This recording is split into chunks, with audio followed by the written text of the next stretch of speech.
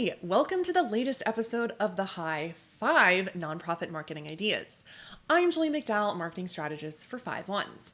The High Five is my video series of marketing strategies and tactics for nonprofits and associations. Today, I'm talking about the wonderful world of data. Whether you love numbers or hate them, they're incredibly important in marketing. For starters, they give you great insight into your audience's preferences, so you're able to tweak your marketing strategy.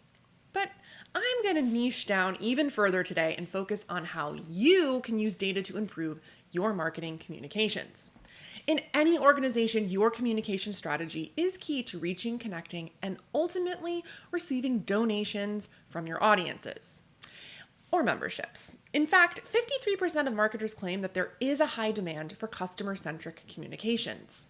So, if you're going to use data in one aspect of your marketing, make it your message. Here are 5 ways to use data to amp up your marketing.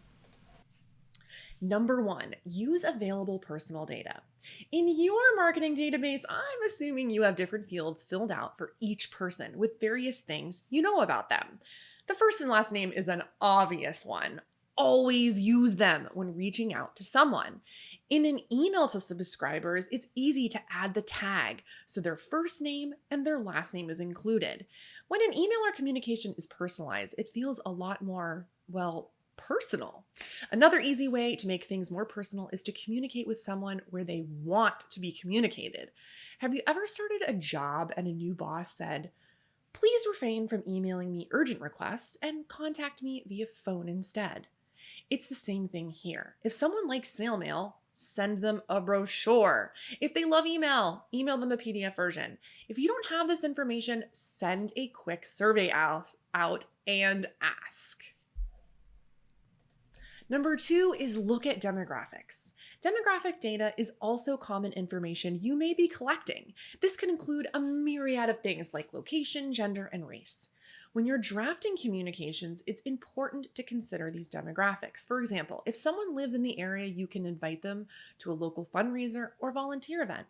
Whereas if you're a national or global organization, it doesn't make sense to email someone in California about a local event that is taking place in New York. You can also use demographic data to start conversations about issues that affect certain genders or races.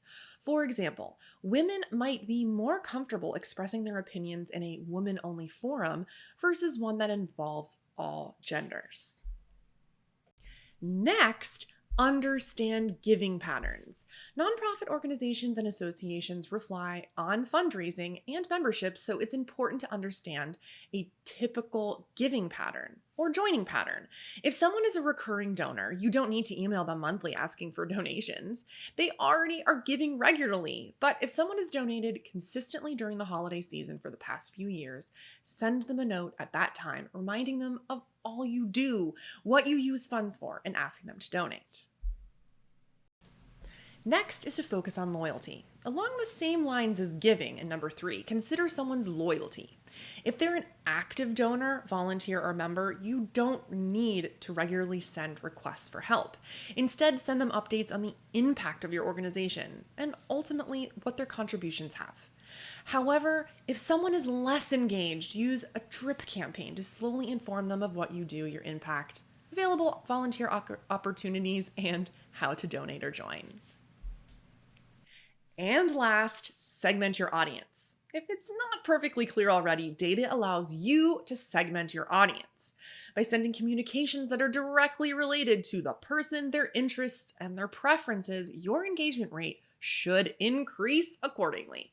A few ways to segment your audience are engaged versus not engaged, donors versus volunteers, local residents versus non-local, high income versus lower income, older versus younger, email versus regular mail, loyal versus less loyal, female versus male, and any other data you have. Thanks for joining me today for the High Five Nonprofit Marketing Ideas. While data isn't always the sexiest of topics, numbers can really make or break your marketing campaigns. Have a question, data related or not? Email me at julia@fiveones.com or leave a comment below.